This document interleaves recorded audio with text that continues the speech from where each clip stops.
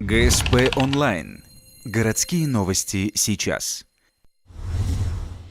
Понедельник, 20:30, спорткомплекс «Буревестник».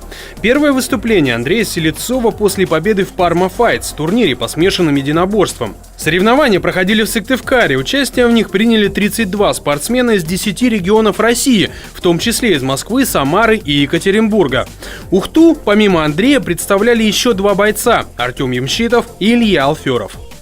Доволен обоими собой не очень доволен, потому что особо боя не получилось. То есть, чтобы бой увидеть свои ошибки, над чем работать, не получилось. То есть бой закончил быстро. Доволен Артемом, доволен Ильей. Выполнили полностью установки тренеров. Ухтинцам противостояли бойцы из Эжвы, Екатеринбурга и Воронежа. Первым выступил и одержал победу, проведя болевой прием, Илья Алферов. Затем Артем Ямщитов довел своего противника Тимофея Ведерникова из Екатеринбурга до обморочного состояния. Сопернику хватило лишь сил пожать руку победителю.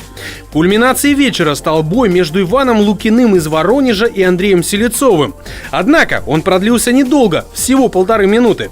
После отмашки судей бойцы сразу перешли к борьбе. Неожиданно Андрей провел удушающий прием, который и положил конец сопротивлению противника.